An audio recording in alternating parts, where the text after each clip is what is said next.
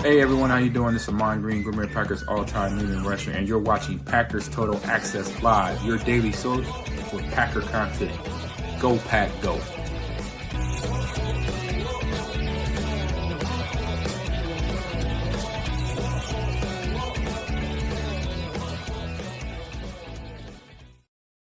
What's up, guys? Welcome into Packers Total Access. My name is Clayton. You can check us out on Packernet.com. Find me on Twitter at Packers_Access. Joined alongside Tim in Green Bay, a stormy Green Bay, Wisconsin this evening. Thoughts and prayers go out to everybody staying safe if you're traveling home from the old job, getting off a little later or whatever you got going on.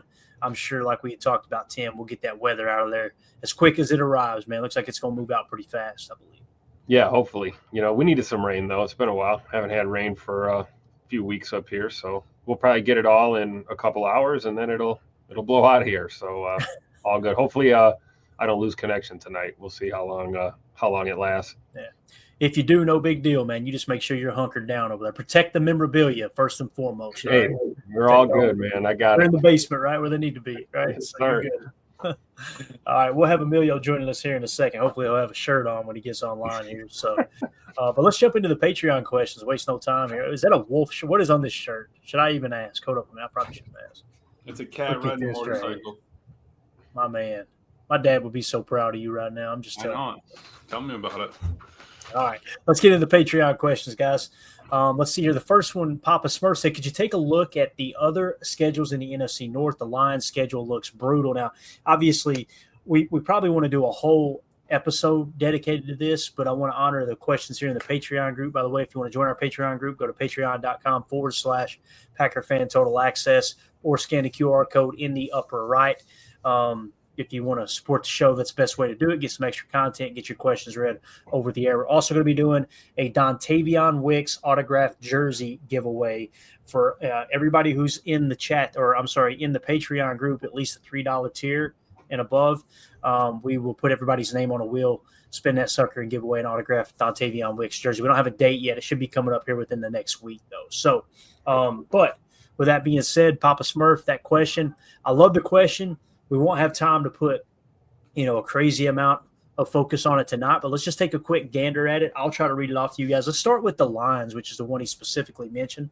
Let's see how brutal this schedule looks like for the Detroit Lions, and I'm going to try to be able to see here whether they are on the road or at home. And shout out to Nerding on NFL, who does an excellent job. It looks like they also shouted out at Ozzy NFL on X, helping put this together. So here's the Detroit Lions schedule.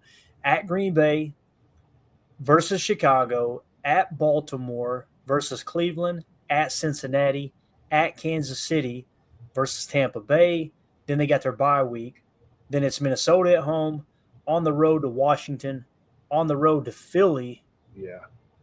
That's looking pretty rough, man. At home against the Giants, back at home against the Green Bay Packers, back at home against Dallas. On the road with the LA Rams. I don't think the LA Rams are going to be a pushover this year, man. I don't. Matt Stafford and Tay Wicks with Puka Nacua. I like how that team sits, to be honest with you. Then you got Pittsburgh at home, back on the road against Minnesota, and in the season on the road at Chicago. That looks like a pretty tough schedule, Tim. I went over just doing a little prep before we jumped on, and I've got Detroit with the toughest schedule in our division. Just one quick glance over, looking at Minnesota, Chicago, and of course, our schedule as well. I feel like Detroit might have the toughest schedule. They got the better bye week, I think. Week 8 bye is pretty good, much better than ours. But yeah, I think the Lions got a pretty tough schedule ahead of them this year. What do you think? Emilio, what are you seeing here, brother, in terms of Detroit? It's probably hard for you to see. I don't know. You might be right up next to the screen, but what do you think about Detroit's schedule here, man? Yeah, no, it's obviously we got to get through the division. We didn't do well this year or this past year. Detroit was crushing the division. You get a couple of them early out of the way. I think that they're by in the middle of the season. All right, that's kind of what you're looking for. Was listening to that Ross Tucker with the schedule maker on there, the VP of schedule making or whatever, and he even mentioned, like, in the first 2 minutes, like, hey, a Packers-Cowboys game is going to be big, Detroit and Green Bay on Thanksgiving, like things like that. Those are national games that you can get your eyes on. I do think Detroit might have, a pretty decent schedule just with all of it being split up, and they really don't have to, they're not international traveling or anything like that. I think they got a pretty good gig. Yeah, and on the road to Baltimore, that's going to be a tough game week 3, right? On the road to Cincy, you never know with Joe Burrow, especially with the team completely healthy at the moment, right? That seems to be they get banged up by the end of the season, but both Jamar Chase and T. Higgins out there, you'd think they should be able to put up some points on the board to run with Detroit there at home. And then you got on the road at Kansas City. We know how that goes with Pat Mahomes and Travis Kelce. Tampa Bay at home will not be a pushover, man. Yep. I mean, that's going to be a tough game there as well, as I believe they got Igbuka, if I remember correctly. So that offense will be potent there with Baker Mayfield, I'm sure. Minnesota at home, I feel pretty good the Detroit Lions could take care of that. On the road to Washington, that could be tough. Washington's one of those teams that, I don't really know how it's going to play out, man. They could pick up where they left off last year, and they could take a step back. Now the teams have kind of got a beat on them, Right. On the road in Philly, Super Bowl champs, that's a tough game. Dallas at home, you'd think the Lions could take care of business there, but Dallas, I really like what they did this offseason as well. And like I said, on the road against the LA Rams, it's pretty tough, man. I don't see it being a 14-win team this year. I'll say that. So, right. They got a very nice layout is what I was getting at. Like their layout super nice by in the middle. They don't have any internationals. They're spread out on their TV times, but they have a tough schedule. I mean, I think anybody in the North has a tough schedule because we got to go through the NFC East this year, and obviously everybody in the division. Yeah. Definitely.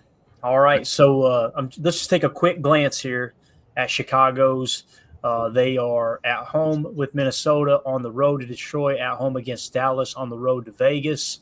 Then their bye week. Then they're on the road to Washington, New Orleans at home, on the road against Baltimore, on the road against Cincinnati, New York Giants at home, on the road to Minnesota. They got Pittsburgh at home. That'll help a little bit, but they are on the road with Philadelphia as well. And then, of course, at Green Bay, at Lambeau, then Cleveland at home, Green Bay back at home, at San Francisco, and then Detroit at home. It does feel like the Lions have a tougher schedule than the Bears, as silly as that sounds. I don't really know what teams they may play that the other doesn't, because they're not playing the Rams. That's probably one that's kind of sticking out to me. Yeah. And listen, I'm not saying that Chicago's going to win as many or more games than Detroit. Please don't, misunderstand me. I'm just simply saying it does look like Detroit's schedule is tougher than Chicago's. When you look at Minnesota, at Chicago, Atlanta at home, Cincinnati at home, at Pittsburgh, at Cleveland, then they got their bye. Philly at home, that'll help them a little bit there, not having to go to Philly to play that game. On the road with the Chargers, on the road against Detroit, then they got Baltimore at home as well. Chicago at home, then back on the road against Green Bay, at Seattle, Washington at home, at Dallas, at the Giants, Detroit at home, and then Green Bay at home as the Minnesota. But it feels like the Vikings, out of those three teams, the other three teams in the North other than the Packers, it feels like the Vikings have the easier schedule. Then it's Chicago and then Detroit, in my opinion. Yeah, other than obviously the insane, crazy back-to-back international games that the Vikings. Oh, that's right. Yeah, I glossed over that. Somehow ended up with that. I'm assuming they're just in Europe. The last couple weeks of September into the first week of October. So that's have we seen that before? Have we seen a team with back-to-back international? When I was listening to that Ross Tucker pod, the VP guy said that yes, the Jaguars technically have back-to-back games, but they stayed in London the whole time. They stayed in Hot Springs the whole time. This is the first time that anyone's going to be in two different countries playing two away games back-to-back. But he said that when he was making the call, he got the schedule kind of lined up. He made the call, and then he realized that, okay, well, we're trying to figure out which teams might want to play international, and going through that whole process, he calls Minnesota and says, hey, Pittsburgh's on the schedule. You potentially could have an away game. They're playing international. And then he said he hung up that call. Then a little bit later on, a couple days later, he called him again. Hey, Cleveland's supposed to have an international game too. What about that? And then they got talking, and he said they went from, not sure to, okay, we could probably do that to, yeah, no, they're I guess they're kind of excited about it. You might have an upper hand there, having them, have to come across and already being changed to the time change. And again, 2 places, Pittsburgh and Cleveland, that you could have had to play late in the season. Yeah. In the cold, and you get 2 neutral site games out of that. You literally thinned out half of your away games with neutral site international games. That's true. That's a great point. All right, so there you go. Just a little glance into the NFC North schedule for the 2025 NFL season here. We covered the Packers pretty extensively last night. If you guys haven't seen that, we've got it uploaded from last night, whether it's in podcast form or here on YouTube. You can go back and watch our reaction to that, where we just did a way too early season prediction of how many wins the Packers may have. All right, let's move on to the next question here. I want to hit on Greg Rice's first, and then we'll come back to Chris Ian. Greg Rice said, I'd love to see an in-depth review of our D-line and O-line in the Philly game. The plays where Jordan was under pressure and when Hurts had all day would interest me the most. Yeah, that would take a little time to do some digging and putting that together, Greg. But on the surface, I'll say this. Philly had arguably the best defensive line in the league last year, and I feel like we did a decent job of keeping Saquon Barkley in check. It kind of felt like the game plan was geared around that. Now, when you key in on taking away the run that heavy, that's going to open things up in the passing game. That's why I feel like he had so much time to throw there. So if you pin your ears back and go after him, then you don't keep your gap integrity in the run defense game, and Saquon Barkley hits you for, 250 yards, and it's a ball game. So I'm not saying I was satisfied with the performance the Packers had in that game, but on the surface, you can kind of understand the game plan going in, and it's obvious that the Packers wanted to go into this year and go, hey, let's beef up the offensive line. You signed a new starting left guard, assuming he's going to play left guard in Aaron Banks. Then you go out in the second round, you get Anthony Belton. You're looking to kick Elgton Jenkins over to center, which we're going to talk about that here in a second.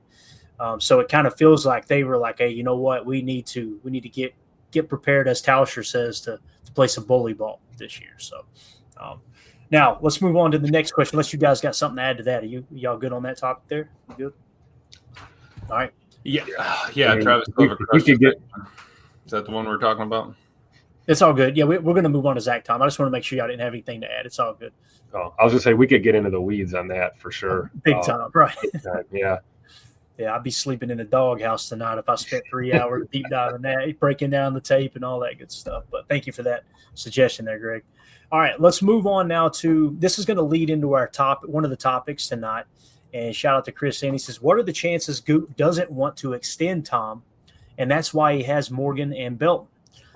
They never pay more than 3 guys, and they already have Banks and Jenkins paid. They end up paying Sheed instead of Tom because it's maybe $5 million less per season, or Goot ends up paying another high-priced guard and starts Morgan and Belton at tackles because it's now an emphasis on the power run game with Jacobs and interior 3. Thoughts? I think that's very well constructed there, Chris. I think you've thought it through. I think that's an option. If it's me, if you're asking what do I think Goody does, I think Goody wants most, if not all, these guys back for the right price, and we know he's not going to get them for the right price, not all of them. So that's where you got to kind of pick and choose, and that's where it goes into our topic here this evening. And let's just dive right into it here, boys. Thanks for everybody with the Patreon questions. Let's start with Elgton Jenkins here, okay? And Elgton Jenkins' conversation is going to lead into the Zach Tom conversation, okay? So you guys kind of hang with me here a second. As we now have confirmation through Jason Wilde, who said his source, and he feels really good about his source. He did not say this, so please don't misquote me here. I'm not trying to misquote him. I think his source is Elgton Jenkins. We know Wilde exchanges phone numbers with players on the team. So I think this whole time, when he first mentioned this, and if you guys watch Wilde and Tausch, they had several viewers in the YouTube chat that just, tried to dunk on him and say he's just making up drama. This whole time, I think that if it's not Elgton Jenkins, it's somebody really, really close to him in his camp. That's my guess, okay? So let's just kind of dive into the whole situation here, all right? Elgton Jenkins seeks contract adjustment amid move to center, skips Packers offseason workouts, all right? So like Wilde said, this has nothing to do with the position change. He's okay with that. We heard Adam Stenovich also say the conversations they had he was totally good with that. This is more about how his current contract sits. All right. I'm just going to dive into the article here a little bit. And this is a shorter article with a lot of screen grabs that we'll kind of explain as we go. Green Bay Packers two-time Pro Bowl offensive lineman Elgton Jenkins has been absent from the team's voluntary offseason workouts, according to ESPN NFL reporter Rob Domofsky, which when Rob put that out, I immediately thought Wildy first reported this, and then Wildy quote tweeted it. You guys know he and Rob are pretty close, so both working for ESPN. Jenkins' absence stems from his desire for a contract restructuring to better reflect his upcoming transition to the center position full-time, a move prompted by the Packers' recent signing of free agent Aaron Banks to a 4-year, $77 million deal to play left guard. Jenkins' previous position. All right, we're going to get into all the cap numbers. I just wanted a quick little refresh here. This is what Elgton Jenkins' PFF grades have been throughout his entire career, okay? And you guys tell me, like, I know Ryan has been pretty vocal about this, that Elgton hasn't been as good of a player as he showed with his ceiling here lately, and I have to agree with it. I think he's a good to very good offensive lineman, don't get me wrong.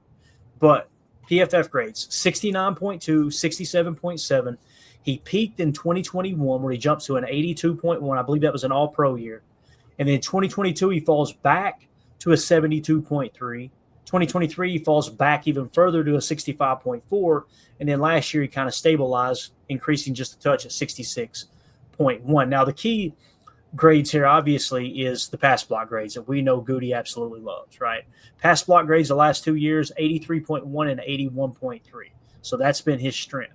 Now, when you move to center, theoretically speaking, it's easier to play center than it is guard in terms of, from a physical standpoint. I think Elgton could probably play that up to 32 or 33 years old. The question is our boy Leo DiCaprio Gutekunst going to want to keep him around that long, right? So PFF grades, does that catch you guys off guard? Is that kind of what you expected? I want to get your all's take on that first. I mean, I'm sure we'd love 21 and 22 Elgton back again, but like you said, he's getting a little older. I don't think he's fallen off a cliff by any means. Right. Still a hell of a lineman. Arguably like you said, other than Zach Tom, probably our best O-lineman on the team. But I guarantee you Goody's having those thoughts. If we extend him, how long? And, how much are we willing to really, pay the man, I guess. And I think it's true that, moving from left guard to center is not an issue. That's not, right, the determining factor for Elgton. But I do think he wants to get paid, and I think he wants some security beyond, 30 years old in Green Bay. So I don't know. Time will tell, right? I mean, what do you think, Excelio? Absolutely. I think J. Cole, exactly where I was going. Consistency is key. That's how you determine how great you are in the NFL. Obviously, everyone has the skill to get there. Greatness comes from how consistent you can be week in, week out. And then again, you look at his pass blocking, it's only gone up besides 22, a little hiccup there, but he's getting better each year. I mean, he's still on the up and up. He played center at Mississippi State, right? So he knows what he's doing there. He's been there before. He gets it all. He gets all of it. And like we always talk about, he's pretty much a team guy. So it sucks that we're going through this, contract, whatever it is.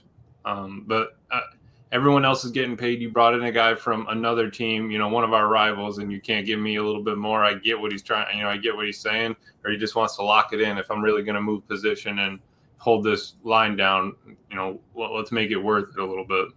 Yeah. Pack Fan Iowa says he will be better at center, easier position, but he's worth another 2 or 3 years. And when you say easier position, it's not that it's overall easy. Physically, yes, because most of the time you're going to be in 11 personnel, and guys like to run those split fronts, right? They like to, and it kind of puts the center out there by himself where he can just kind of help with a double team block most of the time if they're only rushing forward. Now, obviously, you got to pick up the twists, the stunts, and all that. But the big thing is what makes it so valuable, and in my opinion, it's way more valuable than guard, although salary cap ramifications would suggest otherwise. Me personally, it's about being able to lead that offensive line, get you into the right protection, identifying the mock, helping the quarterback take that off his plate to a certain extent. You're the quarterback of the offensive line being right there in the center. I think that's where Elgton will absolutely thrive for sure. Greg Rice says, why do you think many players dislike PFF? I always crack up at this, Greg. And again, you guys know how I feel about PFF. I don't think it's the gospel, right? I think it's another tool we can use. But tell me when you've heard a player complain about their PFF grade being too high. You see what I'm saying? Like the only time they complain is when it's low. So take that for there you go. Take that for what it's worth. That's just kind of how I see it for sure.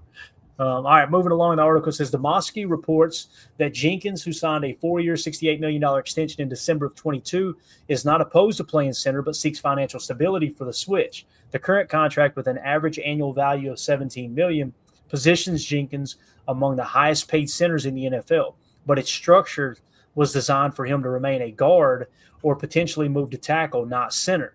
With base salaries of $11.7 million in 2025 and $18.5 million in 26, none guaranteed, Jenkins is looking to secure his future earnings given the positional change. So here is what the issue is more about.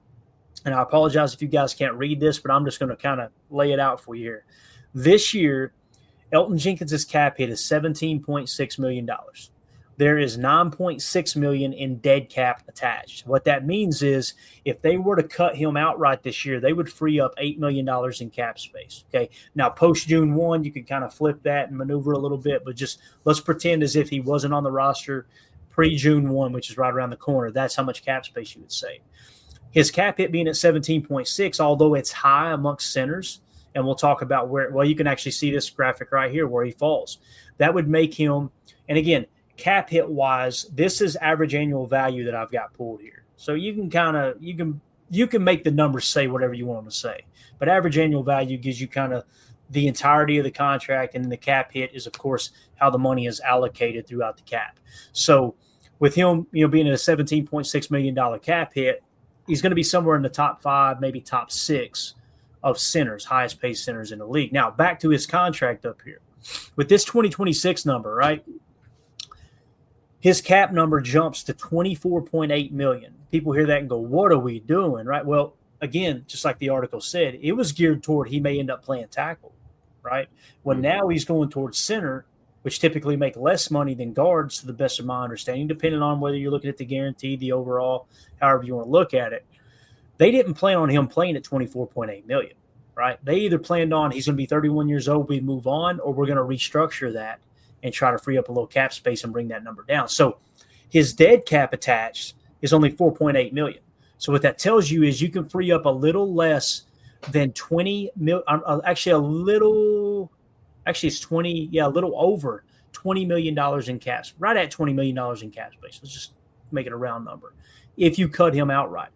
Elgton sees that, guys, and he knows 31 years old, if he gets cut and hits the free agent market, he ain't sniffing that amount of money. Right. So what he's doing is saying, hey, how about a little more guaranteed money? Mm-hmm. That's exactly what this is about. It has nothing to do about moving to center. And early on when we're reporting on it and kind of reading the tea leaves, we're trying to find out, does he not want to play center? Is it about his contract? What could it possibly be? That's what this is about. I want to get your all's take so far, and I'll give you what I think the solution is to this issue, and obviously wanting to get him into the offseason program. But we'll start with you this time, Emilio. What do you think, man, about everything we covered there? Any thoughts?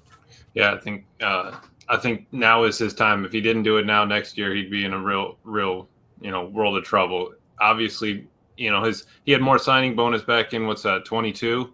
The $5,000 when his base salary was down. I think that they could maybe talk to him. Hey, we'll give you a little bit more on signing bonus. Maybe bring that base down a little bit and give you a couple more years. We want you to stay. I wouldn't be mad at having him and Jordan Love for the next 3-4 years there. But that means you got to set up the contract for add on another 4 or 5 years with, void year maybe at the end, figure out how you want to spread that out and how long are we going to keep him after 30. So I think that's kind of really the hiccup. But right now is his time. If he were to hold out, right now is the time to do it so that he can get paid and then just move ahead and just play football. Yeah, I agree. And then you see what he's due in 2026. And then just looking down the list here, you see, Creed Humphrey, Cam Jurgens. I think Big E is probably worth north of 17.5, 18 plus per year. But how do you get that number down, in relation to your cap hit? going beyond, again, like Emilio said, well past 30 years old. Again, not a huge deal, especially for a center. We've seen guys play that position, pretty long into their career, and Elton's just getting started here. So that's what's kind of interesting, making this move this late in his career. So could he play another, 3 to 5 more seasons as a center? I think so. The question is, how do we pay him and Zach Tom? Yeah, to me that number is 3, Tim. I think he could probably play to 33 or 34 just based off of the recent history. People like Jason Kelsey, guys like that. Yeah. And I'm not saying he's going to be a Jason Kelsey level center. Don't get me wrong, but the numbers would suggest he should be one of, if not the best centers in the game, right? Yeah. So Emilio kind of alluded to it, and this is how I see it. What I would do to fix this problem is I would go to Elton and say, all right, man, here's the deal, big dog. You are due $18.5 million in base salary next year. How much guaranteed money are you thinking here? And let's say he comes up and goes, hey, can we convert $5 million of that? And if that's the case, you know what I would do? So if you convert $5 million of that into signing bonus and tack on 2 voidable years and just spread it out 2.5 for 27 and 28, that reduces that cap hit significantly. I would actually go a step further. I'd go, how about this? How about we give you $7 million fully guaranteed, and then you take $2 million extra off the base salary? Because the reality is the Packers are not in a great cap situation next year as it sits right now. As you can see the cap rankings, this is for 2026, and this is going to change. This is going to shuffle as contracts get reworked and all that. But as it sits right now, the Packers are 26th in the NFL next year in cap space at only $1.6 million. So this makes sense for the Packers to want to restructure to free up cap space for next year, right, and lower that overall cap number. And it also makes sense for Elgton Jenkins to want a little bit of guaranteed money, a little bit of security to know he's not just going to get cut outright next year and free up. Now, I will say this: another option, is we'll probably talk about here in a minute with the article. Matter of fact, let's just move through it right here. With the Packers being low on cap space for the 2026 season, the answer to the Elgton Jenkins issue for both parties would be to guarantee a decent portion of his remaining contract.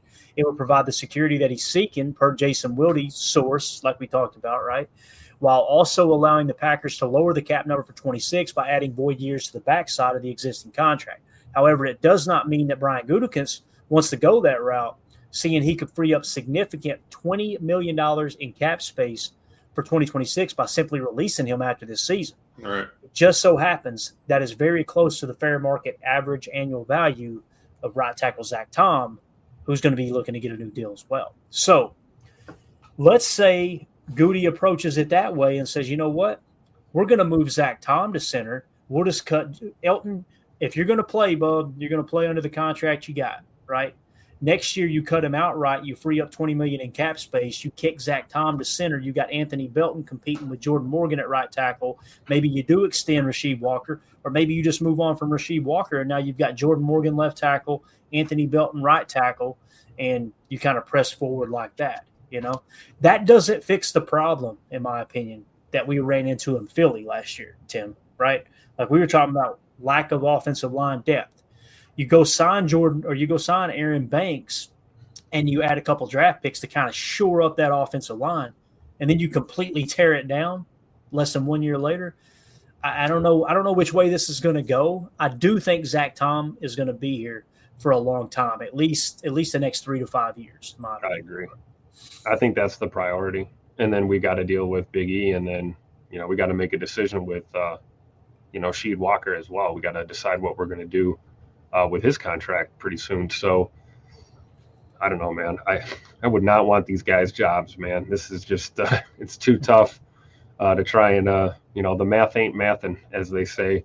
And it's been said it's tough to you can't pay everybody, and it is a business at the end of the day, and guys are going to want to get their money, and sometimes it doesn't work out. I think if you can keep the old 2 out of 3 ain't bad mentality, keep some pillars, and then keep plugging and playing with draft picks and free agency moves to keep that line strong. But it's going to be tough to get everyone paid. It is, man. Emilio, what do you think, Bob? Yeah, I mean, after bringing in Banks and paying him, and then bringing in Belton from the draft, I think that Goody was just looking ahead. I mean, imagine if he didn't bring in a an offensive lineman from the draft and bring in the dude in free agency. Elgton goes here, hey, you want me to move to center? I want my money. Then you don't have anybody else you can fall back on. You don't have, that extra pick there. You got Jordan Morgan coming up, but you're running out of spots.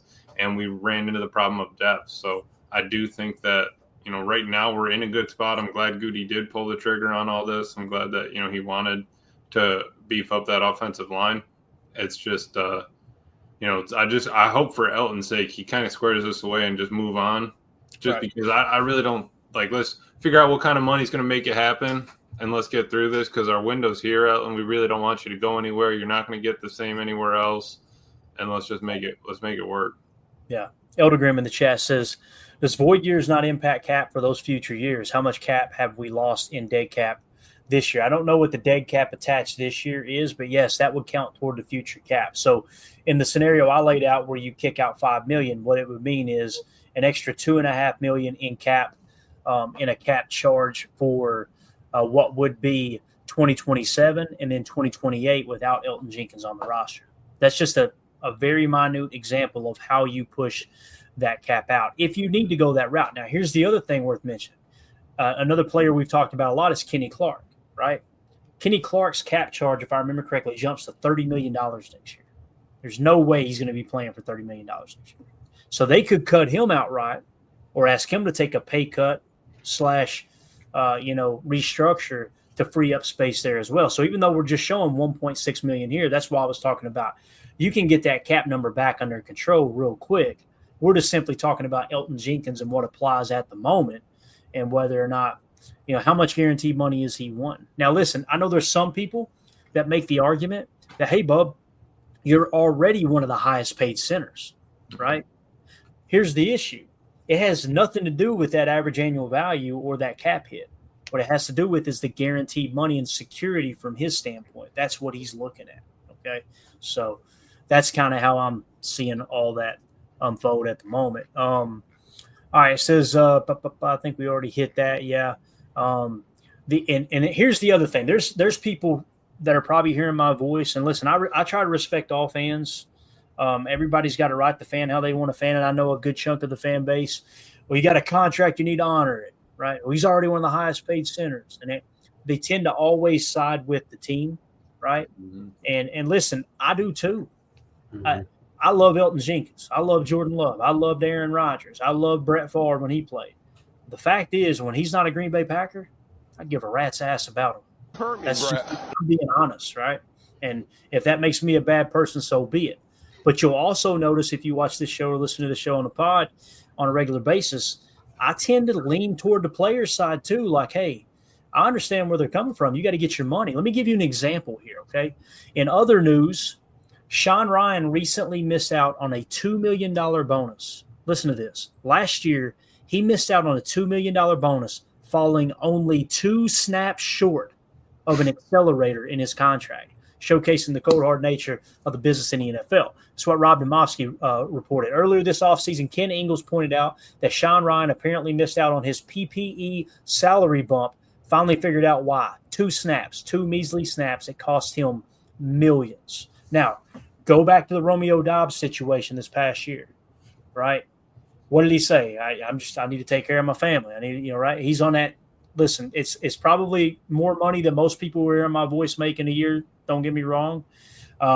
Some people are out there working blue collar jobs going, boy, I'd like to be making $800,000 or $3 million or $2 million, right? But the reality is he's seen them in practice, not in games at that point necessarily. It later trickled into the games, but he's seen in practice them putting an emphasis on Tavion Wicks. Why?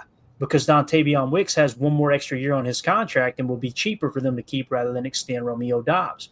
In this case with Sean Ryan, what did we see last year? They started rotating him and Jordan Morgan. Now we know why, right? And again, I'm not saying the team is evil for doing that. That's a part of the contract. But I also, the players, the former players, current players that look at that and go, boy, that's some dirty pool. I completely understand that as well. You know what I'm saying, guys? Does that make sense? Yeah. And I don't think that's a practice exclusive to the Packers. I think it's done league-wide pretty much. No. I remember seeing a highlight with Gronk needed a catch or something late in the game in Tampa and convinced Tommy Brady to can a play and throw a slant so he could get his $1 million bonus in garbage time. So, hey, I get it. And, like you said at the top, Clayton, the fan in you wants to support your team because you're a fan of the team first. But you got to understand, man, these guys have a very short window to make their money. These contracts aren't guaranteed. Your career is not guaranteed. At any day, it could be over with for all you know. So I don't fault these players for wanting to get their money at all. Yeah, and Prince says not like he was benched or anything to cut his snaps, but they rotated him with Jordan Morgan. Like, I don't. And they could do that under the guise of trying to get a rookie acclimated to our offense, right? They don't have to say that it's about Sean Ryan's bonus. and here's the other aspect to it too. Maybe what makes this look so bad is 2 snaps, right? Let's be real. That's what makes it look so bad. Right. However, they didn't plan on Jordan Morgan getting hurt, so they probably planned on playing Jordan Morgan a little bit more.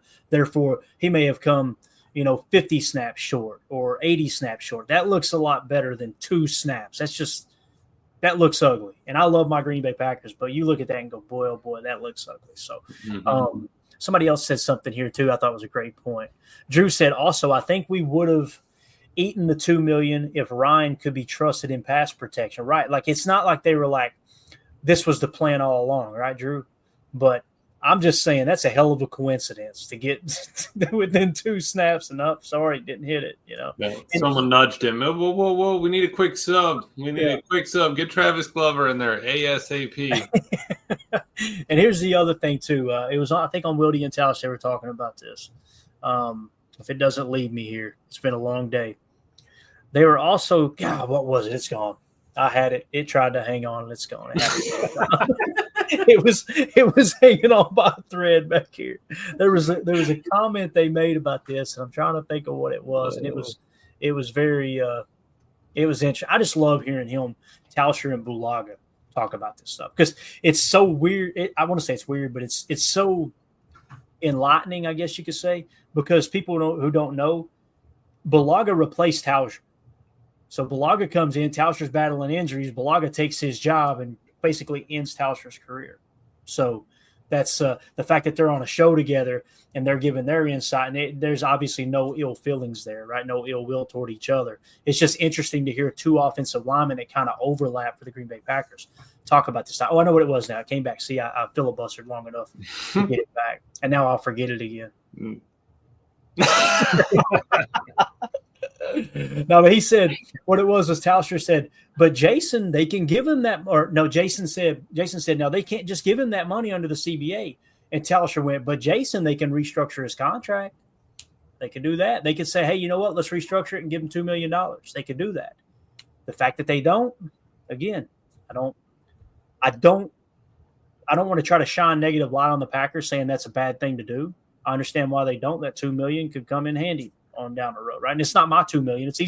It's funny how we always, whether it's a player or an organization, we're always willing to spend somebody else's money, right? Right. But anyway, I thought that was a really, really interesting detail there, just to kind of outline both angles. The Packers have expressed confidence in Jenkins' versatility, with General Manager Brian Gutekunst stating, quote, "We feel like he's got a chance to be an all-pro center," noting Jenkins' experience playing all 5 offensive line positions since being drafted in the second round of 2019. Offensive coordinator Adam Stenavich also told Demoski that Jenkins appeared, quote, "open to and excited about the move based on prior conversations," though he acknowledged Jenkins' absence was due to, quote, "other reasons unrelated to reluctance about the position switch." And I will say this, Wildy also hinted at he has no problem with moving to center. He actually wanted to play there last year. And again, if his source is who I'm guessing it is, that was Elgton saying, I was open to it last year, but obviously Goody wanted to try to – I say Goody, LaFleur as well, wanted to try to make Josh Myers work, right? So it is what it is there. And then as we kind of wrap up here, Jenkins' absence has already cost him $500,000 workout bonus, as he's missed enough of the offseason program to be ineligible for Demoski.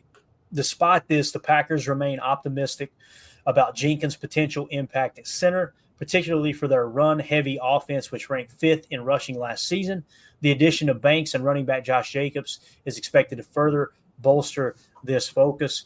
Jenkins, who could not be reached for comment, has a history of durability and leadership on the Packers offensive line, though he has faced injuries, including a torn ACL in 2021 and a sprained MCL in 23, as reported by Domofsky. As negotiations continue, his absence underscores the business side of the NFL, with Jenkins aiming to protect his financial future amid a significant role change. So I thought it was kind of important to dive into that. Now we got the whole story. We got sources attached now. We know, all right, this has nothing to do about the position change. It's all business, Tim. And I'm going to be honest with you. If I'm Elgton Jenkins and this is the only hand I have to play, I will sit out all of training camp because guess what? To the best of my knowledge, he's already missed the $500,000 bonus, right? There is no penalty until week 1 of the season. I don't want him to sit out that long, but he has the leverage to do that. Now, Goody also has the ability to be able to free up cap space and go get your ass out of here, right? That could happen too. So I would think they'd want to get this figured out though before it stretches into camp, because either way we've got a new center this year, and it's important to get those reps right away with the first team offense, really first and second team offense, getting to know who their starting center is going to be when we start camp. So I got full faith in the front office. They'll figure this out, but they got their work cut out for them for sure. And Emilio, it's just such a missed opportunity if we can't maximize and capitalize on Elgton Jenkins playing center. I think our offensive line is so much better with him. It's just like the Jair situation, right? For the right number, for the right adjustment, I want him back. With Elgton, it's like this offensive line has a chance to do something special if he's a center. You know what I mean? Mm-hmm. No, exactly. And we need help on the offensive line a little bit, right? We were unhappy with Josh Myers' performance. We need a guy that we can count on, that Jordan Love has a little bit of, reputation with, little repertoire. I think that's something that really could take this offense to the next level. And just having somebody consistent in there. He was always there. I mean, the only time he got hurt was the Philly game, and that's when we fell apart. But then Goody, refilled it with a little bit more depth. You get Morgan coming back. You brought Belton in. You have to keep churning it out.